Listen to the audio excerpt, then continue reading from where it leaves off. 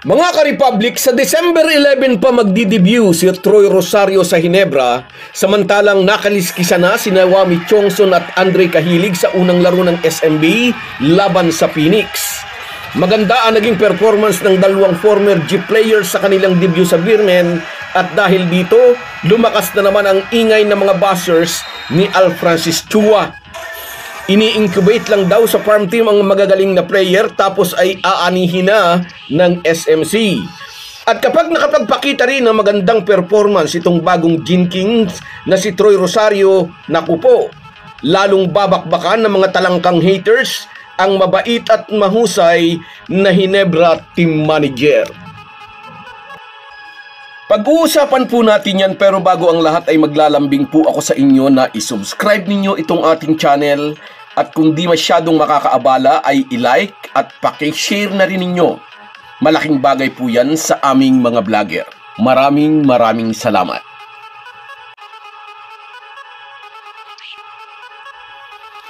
Mga ka-Republic, excited ang buong Ginebra team sa kanilang magiging debut game sa December 11. Laban ito sa kupunan ng NLEX na may import na naghahalimaw sa ilalim sa paghatak ng 30 rebounds bukod sa kanyang 26 points, laban naman sa tira firma. Kahit lang ang kanilang pinabagsak, hindi pwedeng ipagwalang bahala ang 30 boards na hinablot ng Road Warriors import. Sila ang makakalaban ng Ginebra sa debut game ng mga mag-aalak sa December 11. Hindi lang si Coach Tim Cone ang excited, kundi excited ang buong team sa bago nilang kakampi na si Troy Rosario. Inaasahan na pagsasabayin ni CTC, sina Japet Aguilar at Troy Rosario. Number 5 si Japet at sa number 4 position naman si Rosario.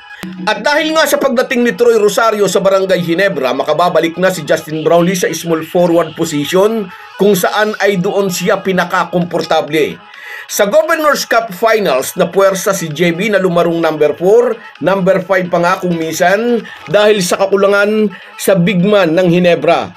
Wala siya sa kanyang natural position kaya naubos siya at isa ito sa mga naging dahilan kung kaya nabigo ang Gin Kings na makuha ang kampyonato. At sa pagdating ni Troy Rosario, unang mapapuburan dito ang Ginebra import na makababalik na nga sa number 3 position kung saan saktong-sakto ang kanyang lakas at bilis para in-complement ang point guard at shooting guard ng kupunan. Sabihin pa, magkakaroon ng positive domino effect sa Gin Kings ang pagdating ni Troy Rosario. Maraming bashers ang nagsabi hindi raw sila naniniwalang mas mababa ang offer ni Al Francis Chua kay Troy. Nauna na raw kasing sinabi ng former TNT star player, isisecure na niya ang future ng kanyang pamilya. Ibig sabihin, kung sino ang may pinakamagandang offer, kung sino ang may pinakamataas na offer, doon siya pipirma. Sigurado raw na may malaking under the table si Chua kay Rosario. Mababang salary raw ang dineclare sa PBA, ngunit tiyak daw may sikretong negosasyon. Alam nyo naman itong mga Ginebra haters, mahilig sa mga haka-haka. Basta mayroon lang, maikuda.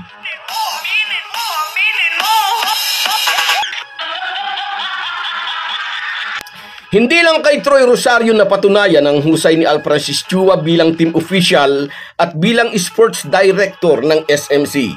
Nakuha ng SMB ang dalawang star player ng tira firma na sina Wami Chongson at Andre Cahilig, kapalit ng nagkakaedad na at injury prone ng sina Terence Romeo at Vic Manuel. Kagabi agad naramdaman ang impact ni Cahilig at Chongson laban sa Phoenix. Lumamang na ng 16 points ang Fuel Masters, ngunit nakabalikwas pa ang SMB sa pamamagitan ng 4 na magkakasunod na 3-point shots ni Cahilig. At sa mga huling segundo, 3-point shot din ang itinarak ni Marcio Lassiter upang kumplitohin ang comeback win ng magsiserbisa. At dahil nga malaki ang naitulong ng dalawang bagong SMB recruit sa panalo ng Birmen, hindi ito palalampasin ng mga buzzers ni Al Francis Chua. Inaani raw ni Boss Al sa mga farm team ang magagaling na player. Ngunit sa kaso naman po ni Troy Rosario na pumunta ito sa Barangay Ginebra, wala naman pong dapat ikuda ang mga buzzers. Unrestricted free agent si Troy, may kumpletong karapatan para makapamili ng kupunan na gusto niyang puntahan. At yung sinasabi ng mga buzzers na may under the table daw, yun ang sabi nila, yun ang hinala nila. Hindi po tinatanggap sa impeachment court ang hinalalang. Dapat may ebidensya. Ebidensya! Ilabas nyo! Buset! So guys, yan lang muna. Hanggang sa muli.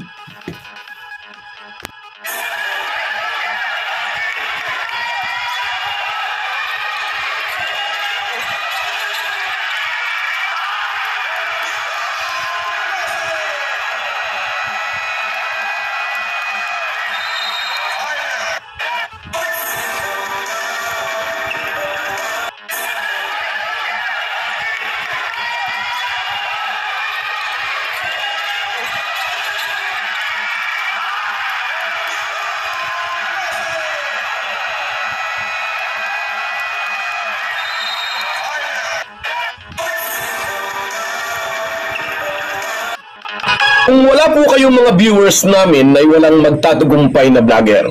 Kaya salamat po sa inyong panunood. Shoutout sa iyo, Gemma Rivera. Oo nga, sana wag nang bitter. Shoutout sa iyo, salamat sa suporta. Sa iyo rin, Efren Mendoza Kabayan. Salamat sa suporta, Kabayan. Shoutout sa iyo. Sa iyo rin, shoutout Rino Baral. Yes, hindi papayagan ng Hinebra yan, sabi niya. Sa iyo rin, shoutout Sara Rivera. Shoutout po, idol, sabi niya. Shoutout din sa iyo. Sa iyo rin, shoutout Donald Borlagatan. Yes, shoutout sa iyo. Salamat sa suporta. Sa iyo rin, Michael D. Andyan ka na naman, present ka na naman. Shoutout.